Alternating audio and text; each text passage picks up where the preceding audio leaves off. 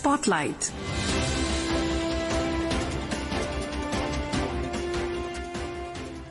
This is Akashvani. In the program Spotlight, now we bring you a discussion on evolving situation in West Asia and its global impact. The participants are D.P. Srivastava, former ambassador, and Vaibhav J. Srivastava, anchor. The situation in West Asia has been evolving rapidly. Some would say that it's not evolving, rather spiraling down with every passing day. India is watching the situation with a close eye because it involves Indian interests. India is a stakeholder not just with Israel and Iran but also with the talks of the closing of Strait of Hormuz. It is exceedingly important for India's economy too. Now we need to understand what the situation is and how it is evolving and in which direction. For this very important discussion, we have with us former Ambassador D.P. Srivastava. Ambassador Srivastava, welcome to the studios of Akashvani. Thank you. Thanks for having me. What is the current situation in West Asia and where do you see it heading towards? The West Asia situation took a turn for the worse with American attack on Iranian nuclear installations. As you know, on 22nd early morning, Iran has said that it will defend its sovereignty and territorial integrity. It has the right of self-defense. The American expectation that the strike will bring Iran to the negotiating table on its terms is misplaced. Iranians are a proud people, and as the statements since then have shown, they are not buckling down. Iran has stepped up attack on Israel. Supreme Leader has appointed a council of 3 jurists to take over from him in case of need. Iranian parliament yesterday has passed a resolution asking for closure of Hormuz Strait, through which 20% of world's oil supply and roughly 30 to 35% of LNG supplies passes every day. This is not a final decision. This is a recommendation by Iranian parliament, and the final decision has been left to the Supreme Leader. It is hoped that that Iran will not take this extreme step. Iran is aware that such a step will also harm its Arab neighbors across the Gulf, and it will not take such a step unless it is forced into a very dire situation. We will have to wait and watch. Ambassador Srivastava, what does it mean for India and India's economy? We have seen world leaders condemn the attack and also call for a ceasefire. We've also seen the Iranian Supreme Leader Ayatollah Ali Khamenei, who has vowed that punishment against Israel will continue, who has made his first statement since the US joined the Israeli attacks. What was the reason why the United States joined in, and what does it mean about, what does this say about their intentions for the future of this conflict? You know, President Trump in his statement after the strike described Iran as the world's leading exporter of terrorism. This is not correct. Iran, in fact, after 9/11, had extended cooperation to US in fight against Al-Qaeda and Taliban. Again, in 2014, Iran cooperated with US in the fight against ISIS. World's leading exporter of terrorism is Pakistan, and Pakistan's army chief, who is directly involved and who triggered the unfortunate events of Pahalgam and Operation Sindoor, which followed, has been received by President Trump in the White House, an unprecedented honor, normally only given to heads of state or heads of government. So we have to go beyond the stated reasons for this strike. And I think the only reason is has to be found in America's domestic politics, which is deeply enmeshed with Israel. And that is what has brought about this step, which is being criticized even within America by Democrats, senior Democratic leaders. As far as its impact on India is concerned, India is not alone. Such a step will have impact on the entire world, especially if Hormuz Strait is closed. That strait accounts for, as I mentioned earlier, 20% of the world oil supply and 30% of LNG exports. If this is stopped, there's no alternate source which can compensate for this loss of supply.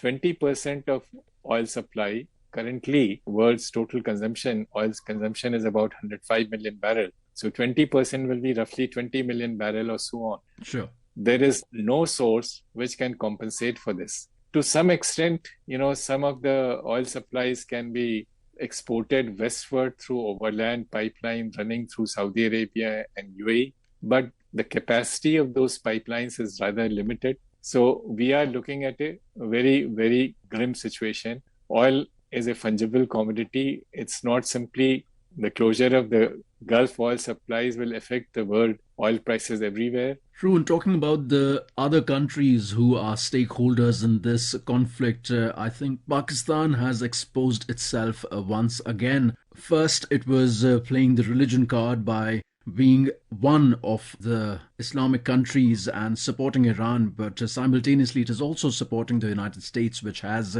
attacked Iran. Now, what is Pakistan's situation like? And will the US and other Western countries realize what mistake is being done when they're providing assistance in financial form to Pakistan and its army? There has to be some explanation for the welcome received by Munir in the White House. Normally, this treatment is reserved only for heads of state and government. Now, what could be the American motive?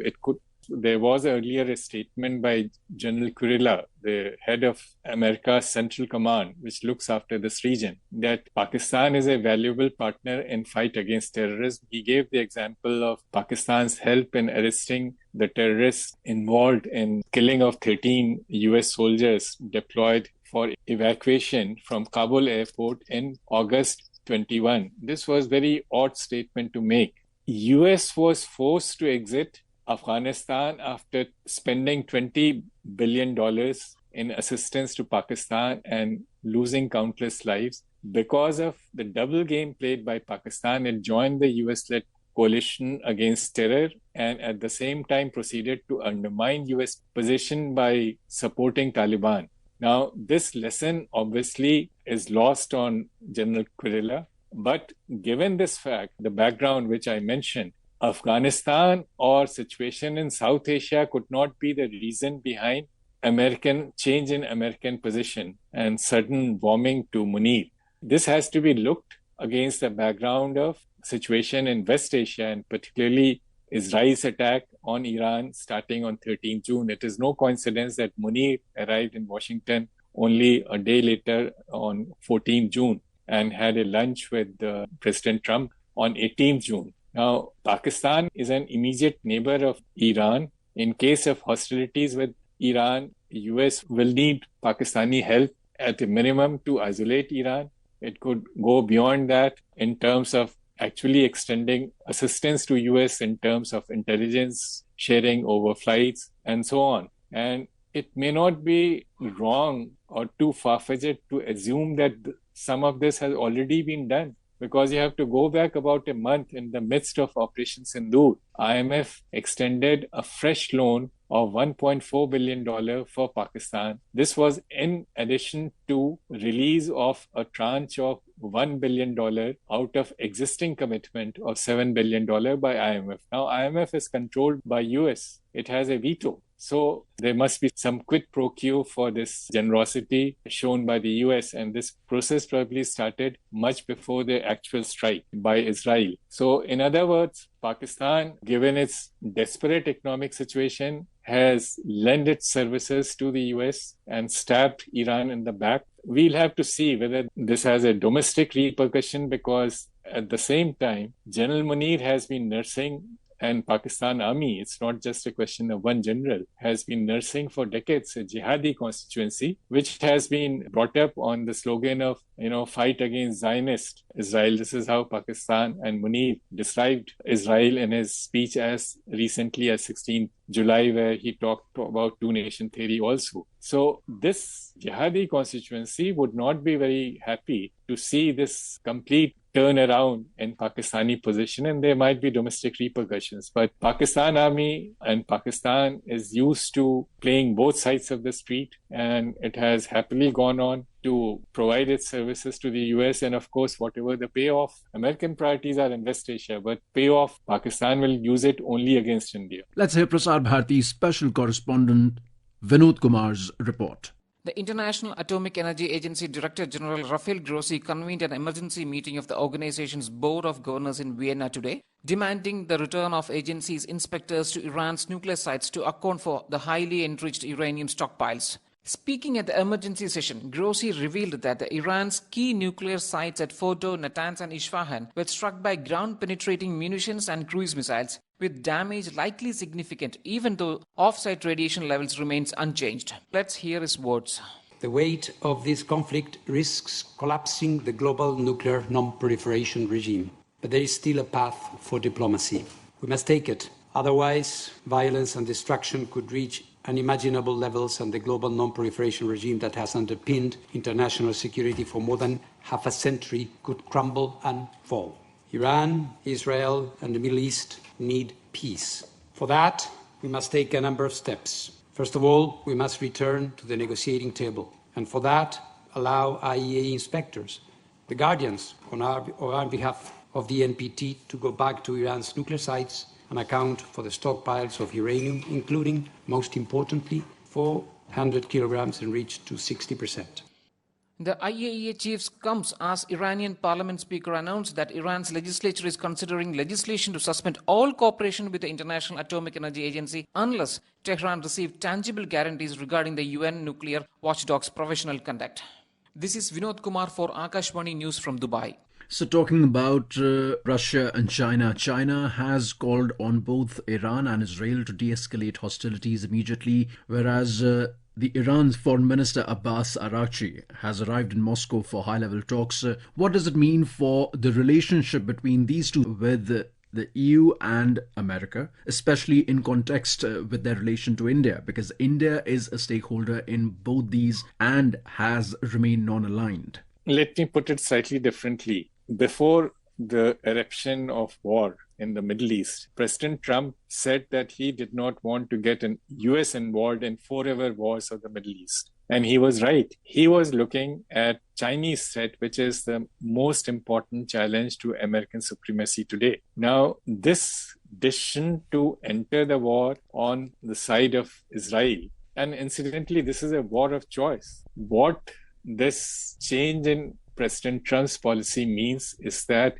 there's a real risk of US getting bogged down in Middle East, which will drain its resources and political strength to face the challenge which China poses. And Chinese, of course, must be delighted at this turn of events. They have made statement for de-escalation, but, this is standard mantras which China and many other countries utter. So far as Russia is concerned, Russia is engaged in a very difficult situation in Ukraine, and it may not be in a position to give any direct assistance to Iran, but we'll have to see. There was, for a moment, there was some hope that the Russian and American relations will improve when President Trump mentioned that the American policies under the previous administration on Ukraine were not correct. And this had raised the hope that this would make it easier for India to have good relations with both our friends. And this will also mean that Russia will not be forced into Chinese arms. But that hope is also gone. A set of parameters linked to the Ukraine war. But the sum total is that if the American power weakens